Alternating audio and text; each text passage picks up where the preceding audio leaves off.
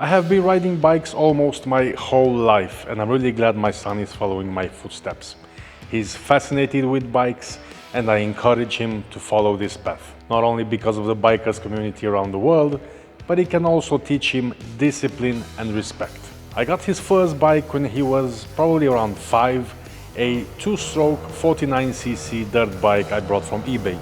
It was a great learner's bike, good enough to learn the principles of riding, get comfortable, and also see how it is to have a few falls when he was out riding. But it was not very reliable. Almost every other ride we ended up pushing the bike back home because the carburetor had come loose or something else was falling apart. Also, there was the sound.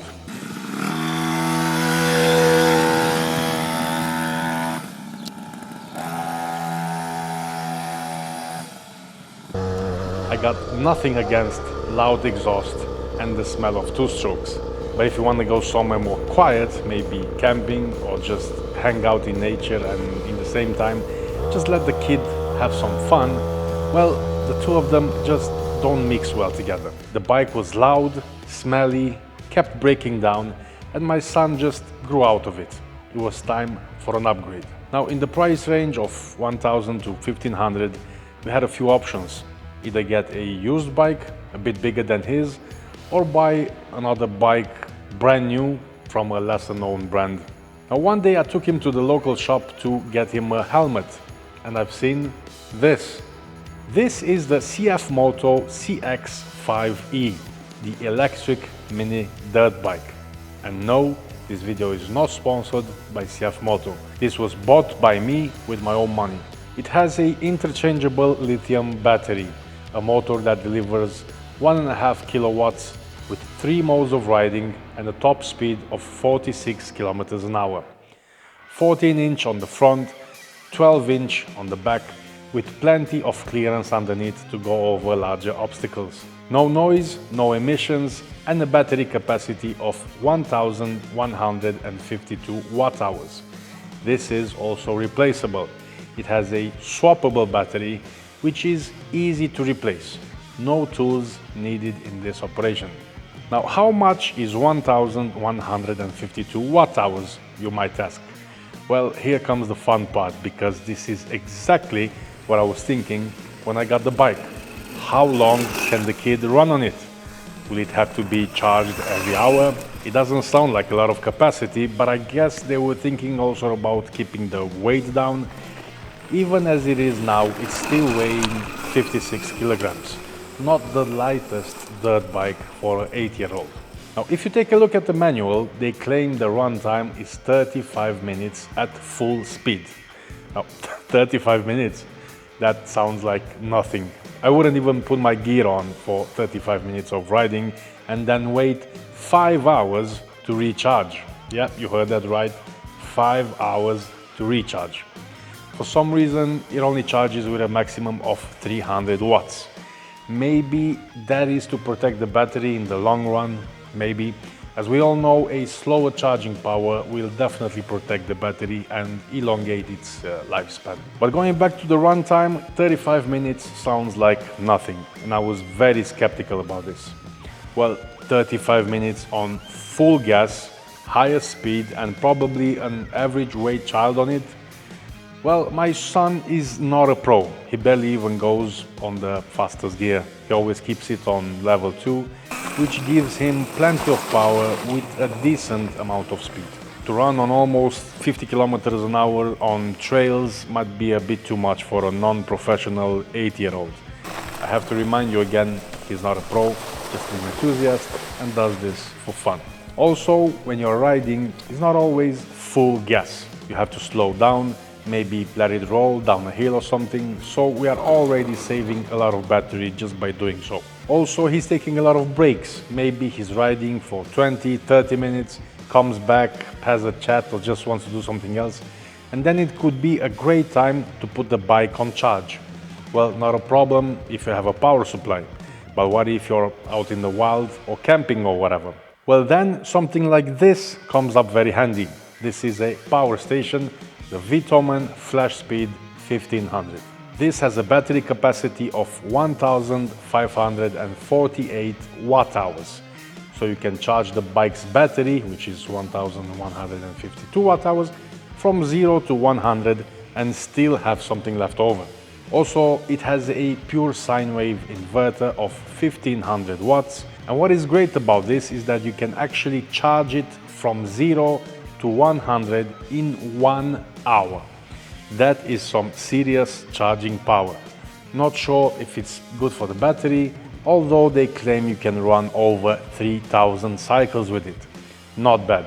I wish you had some kind of option to turn down the charging power, but hey, I mean, this is probably half of the cost of a more well-known power bank on the market. I've seen this power station together with the solar panels for under $1,000, which is crazy. And yes, solar panels is a must in my opinion. These portable solar panels have 220 watts of solar input, so as I'm draining around 300 watts when charging the bike, I'm still putting a substantial amount of power back in it. As you can barely see here, we will come to that in a second, in the low November sun I'm still pulling around 150 watts, which is not bad at all. I like the fact that the solar panels are IP67 water resistant, but they advise you against leaving them out in the rain. I still find that strange. Now back to the power station, it has a good design with a little storage area on top. No wireless charging though, plenty of AC and DC sockets, even has 2 USB Type-C sockets for fast charging. You can also expand the battery capacity through this port, and you can also use this socket to jumpstart a car with the jumper cables, and no, they are not included, but I just hope they are long enough to reach the battery of the car. Here you have the AC and DC input and also the solar input with the Anderson connections. Also it has a flashlight on the back of it, and that makes it perfect when you need that extra bit of light. After all, not a bad design. The only complaint I have about it is the display. It is not great, and I just couldn't find a way to turn it up or down. But with a great price, it is a decent power station which does the job, and so far it had turned out pretty reliable. It really helped me out when I was out camping and charging the bike or other appliances. Link in the description if you want to get one of them while the discount code is still active. Now going back to the bike. How long can the kid run on it? Well, it's difficult to say. The most accurate test I've done is this. I have walked about 10 kilometers on a hiking trip together with a friend, and of course my son was joining us on the bike. It took us about 2.5 hours to do this, and the kid was following us on the bike, but going ahead of us, coming back to us, he was all over the place. If we done 10 kilometers, he done at least 15. When we arrived back at the camp, he still had 50% left on his battery. So I would say that you can easily do 30 kilometers on relatively flat ground on speed level 2, and in hours I could say you can probably get away with 4 hours of riding at just normal pace, not a race mode, just normal cruising. Now 4 hours of continuous riding for my son, I don't think it will happen very soon. As I was saying, usually he takes breaks between rides, and on that time I can easily recharge the bike if I need it using the power station. So I think you have to consider what will you use this bike for. Will you use it for longer runs or just the occasional ride around your farm or when you go out camping just to keep your kids entertained? It's up to you and your particular cases. For me at the minute it works. But if I were to get myself an enduro bike and plan a longer run together with my son, I don't think this setup will work. As for the bike and the quality of it, I honestly think it's very well made. The suspension looks solid. It has a 31mm front fork, 105mm suspension travel at the front, and 100mm at the back. The only thing I don't like about it, to be honest, is the chain. I think it's a bit too narrow, too small, only 1.2mm.